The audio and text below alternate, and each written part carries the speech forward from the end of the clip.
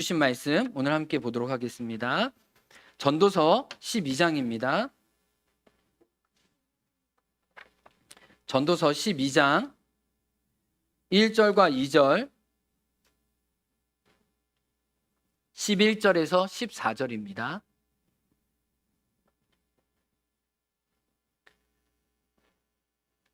전도서 12장 1절에서 2절 우리 함께 같이 읽겠습니다. 시작.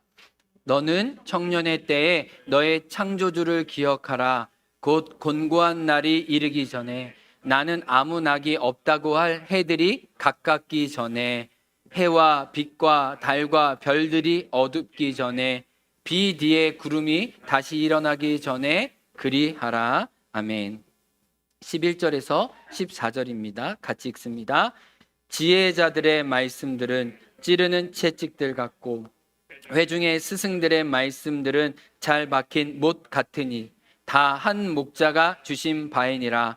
내 아들아, 또 이것들로부터 경계를 받으라. 많은 책들을 짓는 것은 끝이 없고 많이 공부하는 것은 몸을 피곤하게 하느니라. 일의 결국을 다 들었으니 하나님을 경외하고 그의 명령들을 지킬지어다. 이것이 모든 사람의 본분이니라. 하나님은 그 행위와 모든 은밀한 일을 선악간에 심판하시리라. 아멘. 잠시 기도하겠습니다. 하나님 아버지, 오늘 예배하게 해주셔서 감사하고 하나님 말씀 앞에 서게 해주셔서 감사합니다. 저도 하나님 말씀 앞에 서겠습니다. 우리 모두 말씀의 빛으로 밝히 비춰 주옵소서. 예수님 이름으로 기도합니다. 아멘. 여러분, 오늘 주보에 보시면 오늘 설교 제목이 나오는데요. 설교 제목이 여러분의 좀 마음을 불편하게 하실 수 있다는 것 압니다. 설교 제목 한번 읽어주실래요? 시작. 최고로 잘 죽은 기라 100점. 이게 도대체 무슨 말일까요? 지난주 제가 한 책을 소개해 드렸는데 오지게 재밌게 나이듦, 이런 책을 소개해 드렸습니다. 칠곡 가시나들 다큐 영화 주인공의 그 할머니들의 삶의 기록을 적은 것이에요. 그래서 이 88세 되시는 거의 어르신들인데 이 인생의 말년 어떠한 소소한 행복이 있는지 작가가 그것을 잘 그려주었습니다. 그런데 이 칠곡 가시나들의 거의 주인공 메인이라고 할 수 있는 이 박금분 할머니가 계신데, 이 박금분 할머니가 글을 배우고 난 다음에 시를 여러 편 쓰셨는데 그 시가 이 책에 나옵니다. 그래서 제가 너무 우리의 마음을, 또 특별히 우리 어르신들의 마음을 잘 대변한다 싶어가지고 제가 시를 한번 읽어드릴게요. 유재리 선생님 한번 들어보세요. 내 마음, 박금분. 빨리 죽어야 되는데 쉽게 죽지도 안 하고 참 죽겠네. 몸이 아프마 빨리 죽어야지 싶고 재밌기 놀 때는 좀 살아야지 싶으다. 내 마음 이래 왔다 가다 한다. 네. 참 할머니, 아멘이에요. 참 할머니가 솔직해요. 힘들 때는 빨리 죽어야지, 아이고 이 세상 뭐하나 싶은데 좋은 일이 생기면 내 조금 이거 더 보고 죽어야지, 지금 죽으면 너무 아쉽지 않나? 라는 자기의 마음을 솔직히 표현하셨어요. 이 책에서 이 동네 할머니들이 초상이 났다는 비보 앞에 어떻게 반응하는지가 나옵니다. 이 책의 에필로그에 나오는데, 동네 족발집 이 시어머니가 돌아가셨대요. 그런데 이 소식을 듣고 이 시를 지은 박금분 할머니가 바로 이렇게 이야기했답니다. 아이고 잘 죽었다 라고 하는 거예요. 이 김재한 작가가 할머니랑 같이 지냈지만 아이고 참 죽었다라는 말씀에 너무 놀래요. 아니 이렇게 죽었다는데 매정하나, 인정머리가 없나, 아니 평소에 그렇게 미워했더라도 그걸 이렇게 속으로 표현하는 건 너무하지 않나, 왜 박금문 할머니가 왜 이렇게 아이고 참 죽었다 잘 죽었다 라고 얘기하는 그 이야기를 더 들어보니 이렇다는 겁니다. 그 할머니 참 복도 많다, 참 잘 죽었는데 왜 그러냐면 나도 그렇게 죽고 싶다는 거예요. 근데 할머니들의 공통적인 소망이 뭐냐면은 요양원에 가지 않는 거, 그리고 아프지 않는 거, 그리고 자식들에게 패기치지 않는 거, 그리고 마지막 진짜 소망은 그냥 자다가 스르르 숨이 멎어서 그냥 그렇게 너무 고통스럽게 죽지 않는 것이 이 칠곡의 할머니들의 다 소망이었는데, 족발집 사장님의 시어머니가 그렇게 잠자다가 스르르르르르르 돌아가셔가지고 이 박금문 할머니가 나도 그렇게 죽고 싶다는 마음으로 아이고 참 잘 죽었다, 잘 죽었다 100점, 그렇게 죽는 게 100점이라고 자기도 그 100점짜리 죽음을 죽고 싶다고 그렇게 고백했다는 거예요. 제가 근데 이 책을 읽으면서 질문이 들었습니다. 여러분 오해 마세요. 조금은 불편하고 조금은 불쾌할 수 있지만 성경에서도 어떻게 참 좋은 죽음이 있는지 그 죽음의 여정을 소개하고 있더라고요. 그리스도인의 죽음은 어떠해야 하는지, 그 마지막 모습은 무엇일지 오늘 전도서를 통해, 솔로몬의 모습을 통해 살펴보려고 해요. 그래서 우리도 하나님 안에서 참 잘 죽었다, 신앙인으로 아름다운 죽음을 맞이했다, 그 과정을 함께 살펴보기 원해요. 우리 어르신들, 네, 잘 살펴보기 원해요. 네, 첫 번째, 하나님 안에서 아름다운 죽음을 맞이하기 위해서는 나의 한계를 인정하는 것이 필요합니다. 따라해 보겠습니다. 나의 한계를 인정하라. 여러분, 전도서는 솔로몬이 썼다는 건 그래도 좀 교회 다니시는 분들은 아시죠? 그런데 여러분 이상하지 않아요? 전도서를 보면 솔로몬이라는 단어가 한 번도 나오지 않습니다. 아예 솔자 자체가 나오지를 않아요. 저자를 분명히 밝히고 있는데 다른 방식으로 밝힌다는 것을 금세 알게 됩니다. 오늘 우리가 읽은 그 본문의 앞절 보면 12장 9절에 전도자 자신을 소개하기를 나는 지혜자인데 나는 먼저 전도자다 라고 전도자로서 솔로몬이 자기 자신을 밝히고 있고, 이 전도서 자체 1장 1절을 시작하면서 전도자라고 자기 자신을 소개하고 있습니다. 우리 전도서 1장 1절 말씀해 보면 어떻게 소개하냐면 다윗의 아들 예루살렘 왕 전도자의 말이다. 근데 우리가 읽은 성경과 히브리 원문에 좀 의미의 차이가 있어요. 잠깐 좀 어려운 얘기 좀 설명할게요. 히브리어에는요, 말한다 라는 뜻이 먼저 있어요. 다발은 말한다. 누가 말하냐? 전도자가 말한다. 그래서 제일 첫 번째 나오는 게 제일 중요하고 여기에 무게중심이 다 있거든요. 근데 내가 전도자다라고 말하면 내가 전도자 어떤 사람인지 모르니까 그 뒤에 딸린 표현이 있어요. 무슨 표현이에요? 나는 벤 데비드. 나는 다윗의 아들이었고, 다윗의 아들이 여러 명이잖아요. 그 중에서도 나는 누구였다고요? 예루살렘의 왕이었다고요. 그래서 예루살렘 왕과 다윗의 아들이었다는 것은 그냥 딸린 그냥 하나의 그냥 점과 같아요. 메인과 기둥은 뭐냐면 나는 전도자라는 거예요. 그러니까 전도서에서는 7번이나 완벽하게 자기 자신을 전도자로만 소개하거든요. 이 전도자라는 뜻이 원래 문자적인 의미는 사람들을 불러다가 이렇게 가르친다는 뜻이에요. 근데 더 깊은 의미는요, 고백한다는 뜻이에요. 뭐예요? 자기의 한계와 자기의 연약함과 자기의 추함이 얼마나 부끄러운지 하나님과 사람 앞에 고백한다는 거예요. 내가 잘난 게 아니라, 내가 뛰어난 게 아니라, 얼마나 다윗의 아들이었고 솔로몬의 왕이었지만 하나님 보시기에 한계 덩어리에 살고 있는지, 특별히 자기의 두 가지 한계를 얘기하는데, 첫 번째는 사람들이 그렇게 존중했던 무엇에 관련된 한계였을까요? 자기의 지성과 지혜의 한계를 고백하고 있어요. 오늘 우리가 읽은 본문 바로 앞절 말씀, 전도서 12장 9절부터 10절까지 세 변형이 좀 이걸 풀어놨습니다. 한번 우리 같이 읽어볼까요? 시작. 백성에게 자기가 아는 지식을 가르쳤다. 그는 많은 잠언을 찾아내서 연구하고 정리하였다. 전도자는 기쁨을 주는 말을 찾으려고 힘썼으며 참되게 사는 길을 가르치는 말을 찾으면 그것을 바르게 적어 놓았다. 지금 전도자로서 전도자는 자기의 과거를 고백하는데 지성과 지식과 지혜에 있어서 최고 정상에 올랐다고 스스로를 소개하고 있어요. 내가 깨우치고 아는 모든 것은 다 책으로 기록하였다. 나는 거대한 하나의 도서관을 만든 사람이었다라고 얘기해요. 그래서 열왕기상 4장 3절에 보면 솔로몬의 명성은 모든 사람들과 지혜로워서 동방의 모든 나라들에게 퍼졌다고 얘기하는데, 그 명성이 메소포타미아, 심지어 인도, 아라비아 반도까지 퍼져서 아라비아 반도의 스바 여왕은 그 당시에 뭐 비행기가 있는 것도 아닌데 2,000km나 되는 긴 여정을 수백 명의 사신을 대고 누구 한 사람을 보기 위해서요, 솔로몬의 지혜를 듣기 위해서 왔는데, 이 놀라운 것은 금 500달란트를 줬는데, 금 200달란트를 줬는데 요즘 말로 하면 500억 원의 현금을 줬어요. 이 솔로몬을 만나고 난 다음에. 그리고 귀중한 보석과 향품을 다 드렸어요. 무엇에 감복해서요? 솔로몬의 지혜에 감복했어요. 이 스바 여왕은 지혜를 탐구했던 사람인데, 그래서 이야기해요. 내가 당신에 대해서 들었던 지혜는 반에 지나지 않는다. 당신의 지혜는 너무 탁월하고 고매하고 높다라고 이야기를 해요.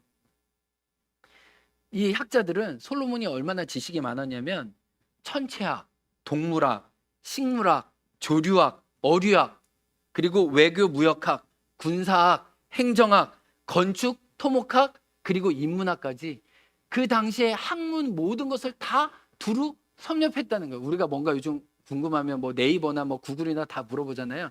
그 당시에 삶의 지혜를 물으려고 누구에게 오기만 하면 됐다는 거예요? 솔로몬에게 오면 솔로몬이 모든 길들을 다 밝혀줬다는 거예요. 그런데 사람들이 그렇게 칭송했던 자기의 지혜와 지식에 대해서 반전이 있습니다. 전도서 12장 12절 우리가 읽은 말씀에 보면 자기 아들에게 얘기해요.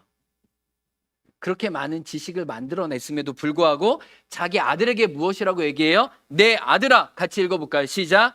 조심하여라. 책은 아무리 읽어도 끝이 없고 공부만 하는 것은 몸을 피곤하게 한다. 야, 참 헐리죠. 지금 뭐를 피곤하게 한다는 거예요? 공부하는 것은 끝이 없고 공부의 결국이 사람을 피곤하게 하는데, 근데 전도자가 왜 피곤하다고 할까요? 이유가 있어요. 이 지성과 지혜의 정상에 올랐더니 이 산 아래, 해 아래 세상에서 되어지는 일이 다 보였어요. 다 분간했어요.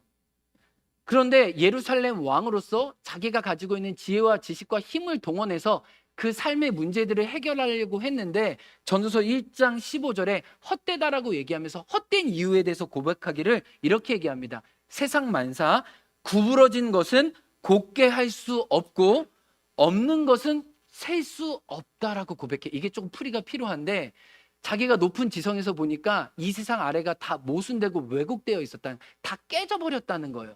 그래서 그거를 자기가 곱게 좀 피려고 했는데 자기 힘으로는 그걸 필 수가 없다는 거야. 아니, 구부러진 건 진단은 했는데, 알겠는데 그 세상을 고쳐보려고 하는데도 자기의 힘이 그 세상을 쭉 뻗게 하는 데는 부족했다는 거예요. 그리고 또 무슨 말이냐면, 세상의 결핍과 부족한 것이 많이 보았는데 자기가 예루살렘 왕으로서 지혜로서 그 모든 것을 채우려고 했지만 늘 이 세상에는 끊임없이 부족하고 결핍이 있는 것들이 가득 찼다는 거예요.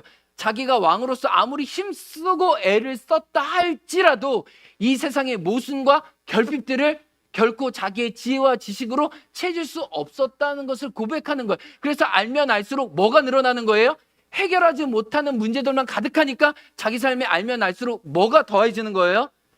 피곤한 거예요. 피곤한 거예요. 그만큼 자기 자신의 괴로움이 더해졌다는 겁니다. 근데요, 사람들이 칭찬하는 자기의 지혜와 지식뿐만 아니에요. 오늘 또 본문에 보면은 자신의 업적과 자신의 성과도 한계였음을 고백합니다.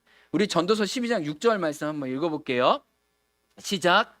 은줄이 풀리고 금 그릇이 깨지고 항아리가 샘 곁에서 깨지고 바퀴가 우물 위에서 깨지고. 예, 앞에 화면도 나왔는데 지금 뭐가 깨지고 뭐가 깨지고 뭐가 깨지고예요? 계속 깨지고 있어요. 첫 번째는 금그릇이 깨진대요. 이거는 금그릇은 자기의 소유를 말하는 거예요. 많은 소유를 얻어서 이 다윗의 시대에는요, 이 돌처럼 은과 금이 흔했다고 얘기했거든요. 그것들도 어느 순간 다 깨진다는 거예요. 그리고 항아리가 깨진다는 건 뭐예요? 자기의 성취와 업적들도 어느 순간 반드시 깨진다는 거예요. 바퀴라는 건 뭐예요? 군사적인 용맹이에요. 군사적인 성취예요. 그 모든 것도 반드시 깨진다는 거예요. 그 날이 반드시 올 거라는 거예요. 근데 그 날이 언제라는 거예요? 죽음 앞에서는 모든 것이, 그 위대한 것들도 다 아무것도 아니라는 거예요. 그래서 전도서 12장 5절에 뭐라고 얘기해요? 우리 앞에 화면 있어요. 읽어볼까요? 시작. 사람이 자기의 영원한 집으로 돌아갈 때는 그 모든 게 깨진다는 거.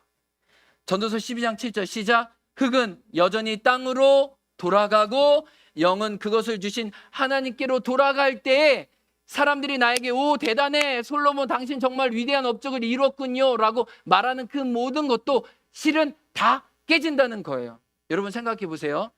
바람이 불 때 바다에서 작은 배보다는 큰 배가 더 안전하죠. 그런데 태풍이 불고 쓰나미가 불 때는 그 높은 파도에서는 작은 배나 큰 배나 다 매한가지. 다 뒤집어지고 엎어져요. 우리 사람이 볼 때는 큰 성공이 있고 낮은 성공이 있을지 모르지만 죽음이 한번 쓰나미처럼 우리 삶에 오기 시작했을 때는 그 높은 업적과 성취도 다 뭐하고 놓고 가야 된다는 거예요.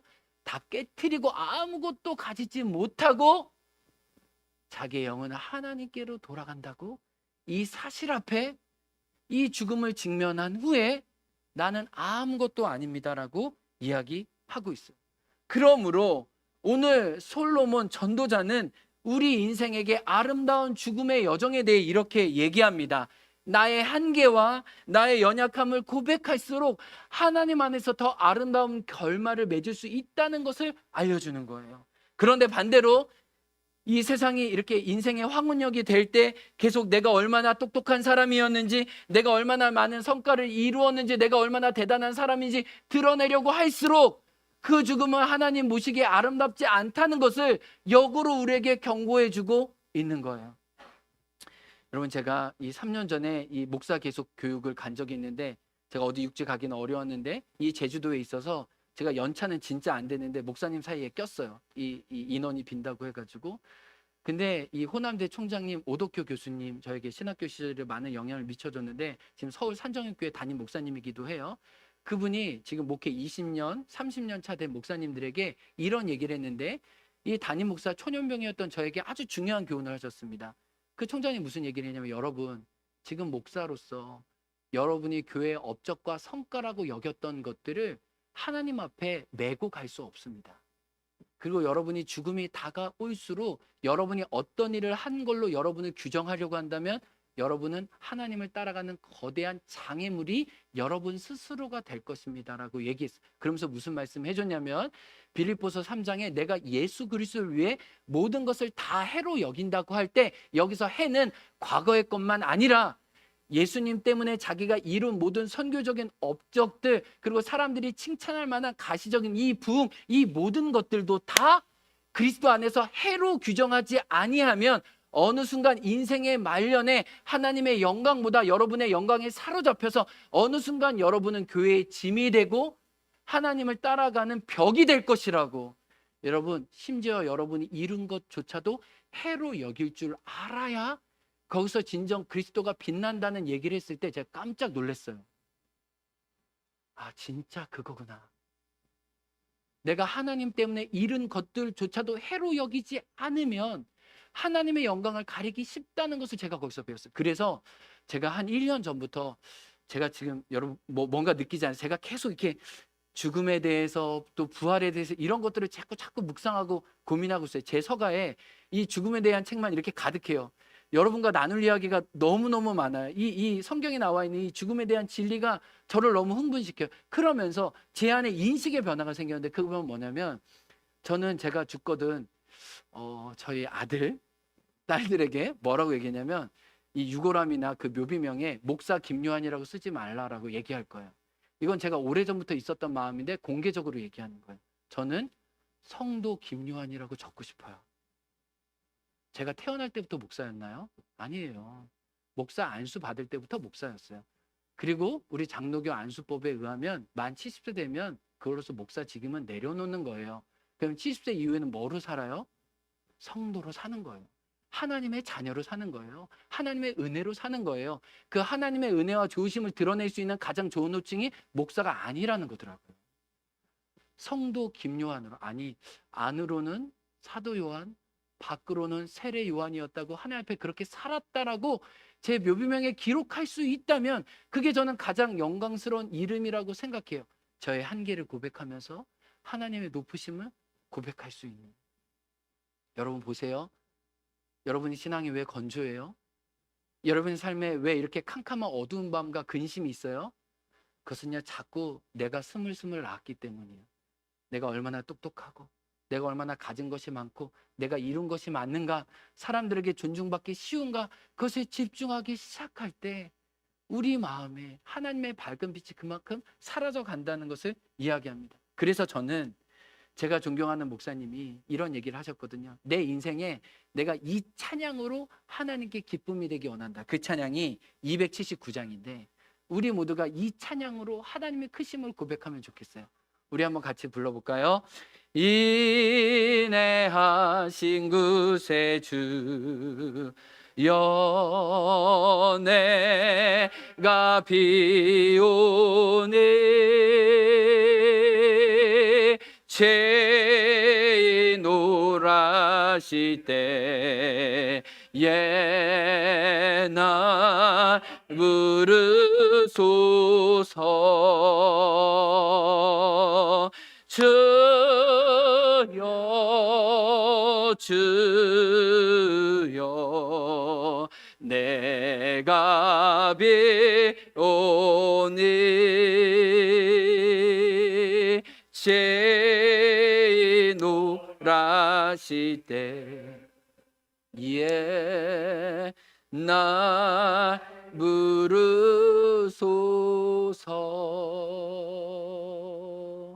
아멘. 그래서 우리가 인생의 마지막이 가까울수록, 인생의 황혼이 우리 삶에 저물수록 이런 찬양이 더 귀한 거예요. 내가 무엇을 할 수 있다고 고백하는 찬양보다 내가 아무것도 아니라고 나의 한계를 고백하고 하나님의 자비만이, 하나님의 선하심만이 능하다고 고백하는 죽음이, 그 삶의 결론이 하나님 보실 때 좋은 귀한 죽음의 과정이라는 거예요. 오늘 말씀에서 두 번째, 하나님 안에서 아름다운 죽음을 맞이하기 위해서 첫 번째 한계를 인정하는 거라면, 두 번째는 상실을 받아들이라는 거. 따라해 보겠습니다. 상실을 받아들이라. 전도서 12장 3절에서 5절에 보면 노아의 과정을 상징적으로 너무 잘 묘사해요. 우리 이 개역 성경은 너무 문자적으로만 번역해서 이 상징적인 의미가 잘 드러나지 않는데, 앞에 화면을 보고 세번역 성경 한번 읽겠습니다. 시작. 그때가 되면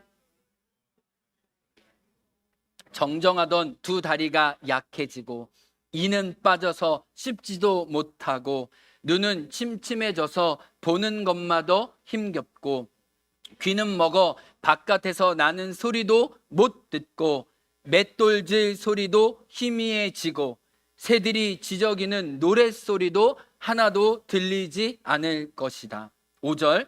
높은 곳에는 무서워서 올라가지도 못하고 넘어질세라 걷는 것마저도 무서워질 것이다. 검은 머리가 팥뿌리가 되고 원기가 떨어져서 보약을 먹어도 효력이 없을 것이다. 여러분, 우리 어르신들 죄송해요. 혹시 이 말씀 읽으면서 이거 내 말이 어떻게 이렇게 성경에 그대로 기록되어 있나 우리 생각할 수도 있어요. 오늘 보면 감각의 변화가 있어요. 시력의 문제도 생기고요, 앞이 캄캄해지고요, 청력의 문제가 생깁니다. 더 이상 아침에 듣던 이 새들의 노랫소리도 듣지 않아요. 그리고 잠을 더 자고 싶어도 잠을 자지 못해서 새벽에 일어나는 일들이 많이 있어요. 이런 과정들을 다 묘사합니다. 그리고 마지막 남아있던 이빨마저도 다 빼줘서 씹는 것도 너무 불편해서 국물만 먹어야 되는 일이 있다는 것을 누가 고백해요? 자기의 몸으로 지금 전도자가 고백하고 있는 거예요. 그리고 감정의 변화도 얘기하고 있는데, 이전에 높은 곳에 올라가서 뛰어놀았다면 이제는 높은 곳에 왜 올라가지 못한대요? 두려워서 넘어질까 봐. 우리 어른들 눈은 보면 좋지 걸으면 큰일 나죠. 걸으면 큰일 나요. 이제 그런 날이 온다는 거예요. 전도자는 너무나 잘 알고 있어서 몸의 감각도, 환경에 대한 자기의 감정도 이렇게 변한다는 것을 너무 잘 알았어요. 이건 뭐예요? 우리가 마지막 때가 되면 자기에게 가지고 있는 그 모든 감각들이 다 자기에서 상실되는 일이 있겠다는 거예요. 이걸 묘사한 이유가 뭐예요? 이런 일이 당연히 있다는 거예요. 그걸 이상히 여기지 말라는 거예요. 그건 영광스러운 부활의 소망의 문으로 들어가기 위해서는, 반드시 얻기 위해서는 이뤄야 되는 것이 있다는 거예요. 그런데 전도서에 보면 다만 잃은 것을 얘기하고 있지 않아요. 상실을 제대로 받아들일 때 전도자는 놀랍게도 오늘 지금 나에게 주신 선물을 감사와 기쁨으로 받을 수 있다는 것도 역으로 이야기해요. 다시 한번요. 아까 전에 첫 번째, 자기의 한계를 고백할 때는 하나님의 높으심이 드러나잖아요.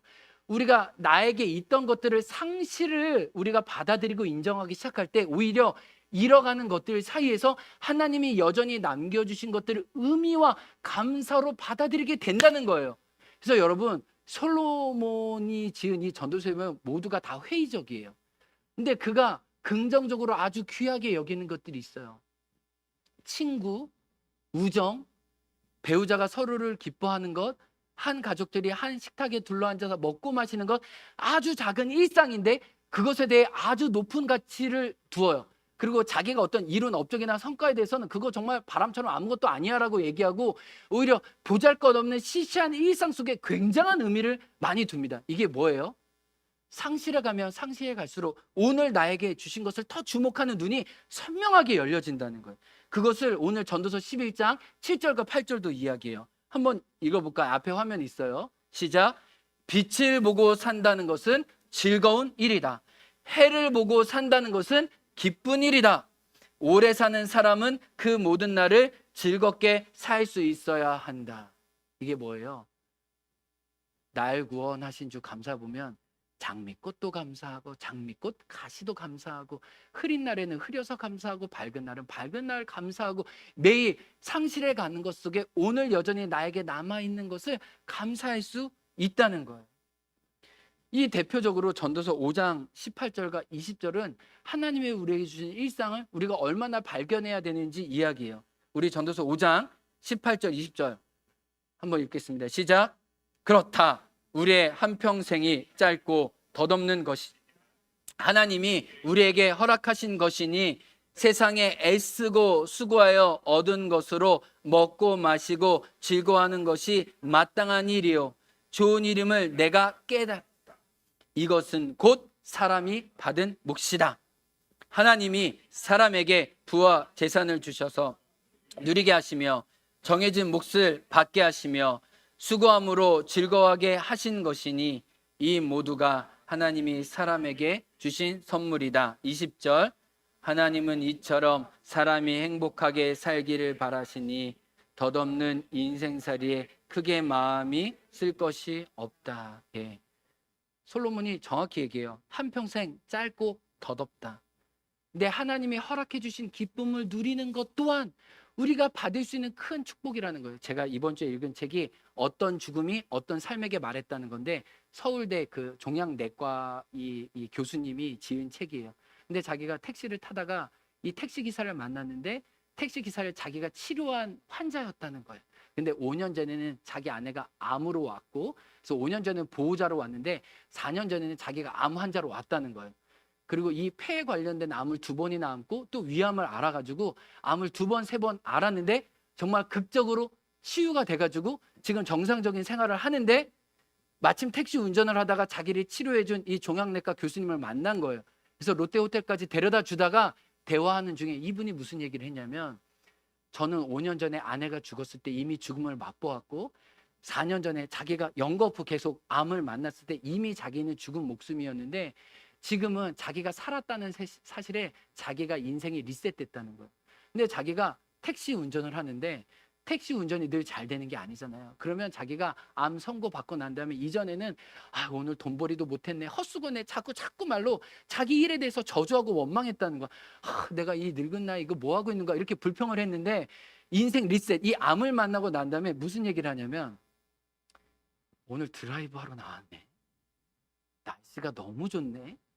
드라이브 하는데 손님 있으면 좋고 손님이 없어도 감사하고 그리고 예전에는 막 제사문화 이런 거 자기가 막 너무 막 중요시 여겼는데 죽어보니까 지금 이 땅에서 잘 지내는 게 너무 중요하다는 거 알았다는 거. 그래서 자기 자녀들에게 제사하지 말라고 다 얘기했다. 그리고 명절날 우리 보니까 너무 힘들게 지내더라. 그렇게 해가지고 우리 명절날 돈 n분의 1씩 모아가지고 놀러 가자. 그래서 추억을 만들고 어떤 식사 자리를 만들고 서로 기념하는 자리를 많이 만들게 됐다는 거예요. 그래서 아들이 이 아버지 택시 운전이나 이 명절의 문화나 가족의 문화 이 바꾸는 걸 보면서 무슨 얘기를 했냐면, 아버지, 암을 통해 아버지 인생이 진짜 인생이 리셋됐어요. 저 아버지처럼 죽는다면 잘 죽을 수 있을 것 같아요 라고 얘기했다는 거예요. 이게 뭐예요? 죽음을 맞닥뜨리면 내 끝이 있다는 걸 내가 명확히 알면 어떻게 되는 거예요?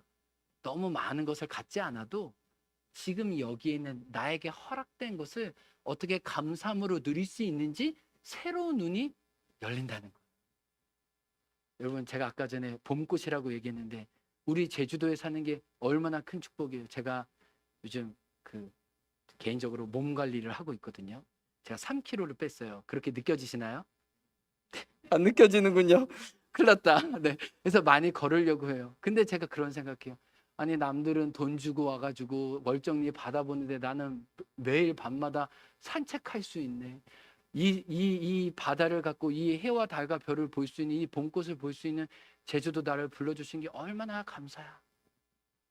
그리고 누구는 돈 주고 사고 누구는 애써서 와야 되는데 나는 이런 자연 속에 이런 은혜 속에 살고 있다는 거, 여러분, 그런 시시해 보이는 것들이 진짜 깊은 감사로 고백되어지는 것이 상실의 삶에서 누리는 감사라는 거예요.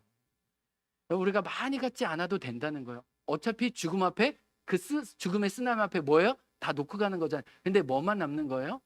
감사하고 기뻐하고 하나님 앞에 향유한 것들은 우리가 하나님 앞에서 가져간다는 거예요. 오늘 전도자는 이 진리를 우리에게 알려주는 거예요. 상실 속에 감사가 있다는 거예요. 세 번째, 아름다운 죽음은요, 아름다운 태장으로서 유언을 남기라는 거예요. 무엇을 남기라고요? 유언을요. 유언은요, 그 사람의 가치와 정신이 어디 있는지 알아요. 제가 이 말씀을 준비하면서 한경진 목사님의 유언을 다시 읽었거든요. 이 유튜브로 들었거든요. 진짜 한경진 목사님, 그분이 어떠한 삶을 살았는지 그 유언 한 5분 되나? 그 영상을 통해서도 그냥 알겠더라고요. 그런데 전도서의 마지막은 전도자의 유언으로 마무리하고 있어요. 그 유언의 내용이 뭔지 우리가 알아야 되지 않겠어요? 세 번역으로 있습니다. 전도서 12장 13절과 14절이에요. 시작. 할 말은 다하였다. 결론은 이것이다. 하나님을 두려워하여라. 그분이 주신 계명을 지켜라. 이것이 바로 사람이 해야 할 무엇이다? 의무다. 14절 시작. 하나님은 모든 행위를 심판하신다. 선한 것이든 악한 것이든 모든 은밀한 일을 다 심판하신다. 12장 13절 보세요. 이게 히브리 원문에 보면 하나님을 두려워하고 그의 계명을 지키는 것이, 죄송해요, 히브리어로 잠깐 얘기할게요. 제콜 아담. 제콜 아담. 제라는 말은 이것이고 콜이라는 말은 모든 말이라는 뜻이에요. 모든 것, 전부라는 뜻이에요. 아담은 사람을 말합니다. 아담. 하나님을 두려워하고 그의 계명을 지키는 것이 사람의 전부, 사람의 모두, 이것이 끝. 솔로몬이 많은 지식과 지성의 정상에 올랐지만 그가 한 가지 고백만 우리 인생과 우리 아들과 우리 믿음의 사람들에게 나눈 일이 뭐냐? 하나님을 경외하고 하나님을 두려워하고 그의 말씀을 지키는 것, 이것이 너의 전부라고 얘기하는 거예요. 그런데 여기서 중요합니다. 이 콜이라는 단어가 전도서에 많이 나와요. 전도자가 뭐라고 했냐면 모든 것이 다 헛되고 헛되니 헛되고 헛되다 이렇게 막 언급하잖아요. 여기서 모든 것이라는 말도 콜이에요. 그러니까 전도서는요, 죄송해요, 콜로 시작해서 콜로 끝나요. 모든 것이 헛되다라고 얘기하지만 모든 것이 의미 있을 수 있다고 얘기하는 게 전도서예요. 처음에는 묵직하게 사람들에게 충격을 주려고 모든 것이 헛되다고 얘기하지만 마지막에서는 자기의 진짜 마음을 알려주는데, 진짜 마음은 뭐예요? 모든 것이 의미 있을 수 있다는 거예요. 모든 것이. 그 모든 것이 의미 있기 위해서는 중요한 게 뭐라고 얘기하는 거예요? 하나님을 경외하는 것만이, 하나님의 계명을 지키며 사는 것만이 우리 인생의 진짜 사람됨이라는 것을 알려주는 거예요. 그래서 전도자가 이것을 얘기해요. 사람이 사는 방법으로 하나님을 경외하는 게 아니에요. 사는 하나의 방법이 아니고 사람의 전부가 하나님을 경외하는 것이다. 이 차이가 중요해요, 여러분. 하나의 삶의 방식으로서 주님을 따라가는 게 아니고요. 하나님을 따라가고 영화롭게 하는 방법은 이것밖에 없다는 거예요. 사람이 사람다울 수 있는 것은 이것밖에 없다는 거예요. 하나님 경외하는 것, 그게 다야. 얼마나 묵직한 유언이에요. 솔로몬의 인생을 이렇게 보세요. 그가 얼마나 많이 가졌어요. 그가 얼마나 누렸어요. 그런데 그거 아무것도 아니래요. 콜, 다 바람처럼 헛된 거야. 바람을 잡으려고 하는 사람이 밀어낸 것처럼 내가 그렇게 밀어냈어. 내 마지막 지혜를 남겨줄게. 모든 것, 하나님을 경외하는 것, 그게 너의 다야. 이 메시지가 잘 박힌 목과 같이, 찌르는 채찍과 같이 우리에게 있도록 이 전도서를 마지막 종말일 때 우리에게 선물로 나눠주고 있는 거예요. 저는 그러면서 마지막으로 우리 한국의 장례 문화가 너무 유교주의 중심적이어서 은혜롭게 임종을 맞이하지 못하고 꼭 유교식으로 수의 입고, 저는 그게 결코 성경적이지 않아요. 문화적으로는 적합할 수 있지만 그게 성서적으로 우리 부활의 소망을 다 남기지 않는다. 그래서 어떤 분은 수의 입히지 말고 자기 결혼식 때 예복 드레스 그거 입혀달라고 하는 분도 있다는 거 제가 알아요. 제가 한 분을 소개하고 싶은데 이분은 그레이스 리라는 분이에요. 10년 전에 돌아가셨어요. 조금 오래전에 돌아가셨는데 그때 71세에 돌아가셨는데 본명은 이경자예요. 경자, 그때 자자 이름 끝나는 거 많았잖아요. 김정자 집사님, 그쵸? 자자 이름 참 많았잖아요. 이경자인데 이분이 하나님을 만나고 하나님 안에서 자기 이름을 규정하고 싶어서 이경자라는 이름 대신에 그레이스 리라고 자기 이름을 칭했어요. 근데 그는 정말 가정주부로서도 열심히 자녀들을 키웠는데 미용에 대한 열심이 있어서 우리나라 첫 유학파 헤어 디자이너였어요. 그래서 1970년대 아마 여러분 이분 아시는지 모르는데 파마 머리가 유행할 때 파마 머리 대신 우리나라의 단발머리 이 열풍을 이끄신 분이 이 그레이스 리라는 분이래요. 그래서 한국 헤어계 이 데모라고 합니다. 그리고 이분이 머리만 잘하는 게 아니라 이 중국 요리 이선생으로 부를 정도로 이 요리책을 내고 이 외국 잡지에 이게 이 칼럼을 기고할 정도로 정말 요리에 박식했대요. 근데 이분이 50대부터 자기의 죽음을 준비했다는 거예요.